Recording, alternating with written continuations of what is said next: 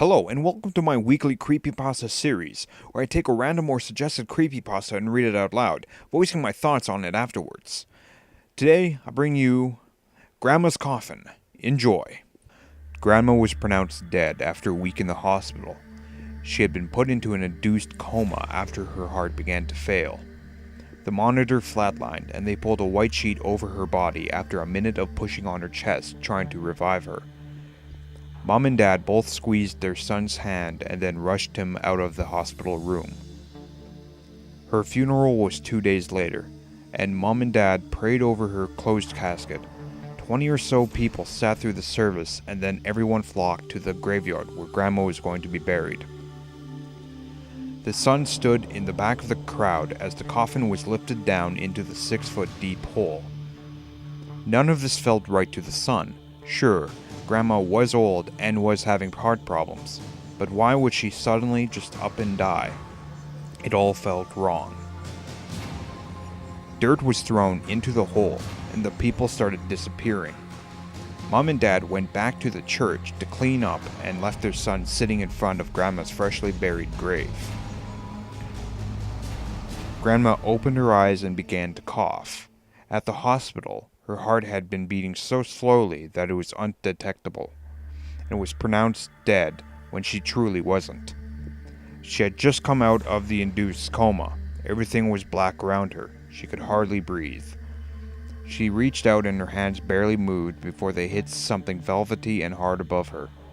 She began screaming, her heart pounded, and she choked and yelled. The son heard noises from the ground and put his ear against the dirt. He heard screams. He began screaming himself, and he started to dig up the loose dirt with his hands. After a long while, he uncovered the coffin and was greeted with silence. The sun had gone down, and the only light was emitting from street lamps and lights from the church. He pulled the coffin open, wiped the tears off his face with his dirty hands, and jumped back at the sight that he uncovered. Grandma was in the coffin. Her arms were stiff and her fingers were bloody and broken as she had tried to stretch her way out. The top of the inside of the coffin was ripped apart. Her eyes and mouth were open wide, and rigor mortis had taken over her entire body. She had died, really, from the lack of oxygen. What do I think about this? Well, it's very reminiscent, and it's a very popular urban legend told very, very, very many variations. In fact, there's even a New York Times article all the way back from January 18th, 1886, about something very similar. Somebody being buried alive and then eventually found out to be buried alive. And it's a very scary thing. Nobody wants to be like that. In fact, Edgar Allan Poe even wrote a book very similar, or not a book, but a story about that. I'm not sure if it's a book. I'm not very familiar with Edgar Allan Poe. All I know is that he did write something very similar to it, titled The Premature Burial. And you can find this very commonly on the internet. Stories about this, urban legends, variations of urban legends, creepypastas even. So it's definitely not very unique. I only chose it because it was relatively short.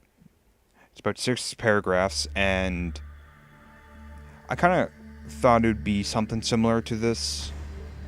Go figure, the very first one that I read is just so happens to be a very cliche one. It's almost like Bloody Mary. That's how popular it is. Yeah. Stuttering. I don't know why.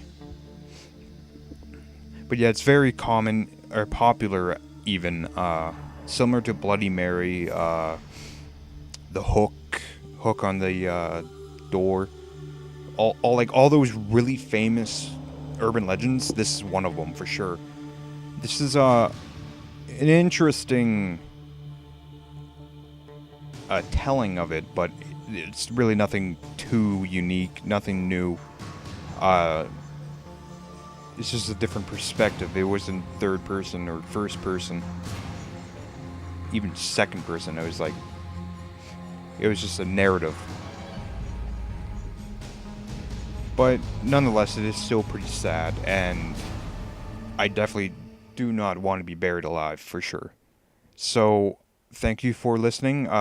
The Grandma's Coffin story, I guess I'll call it, will be linked into the description.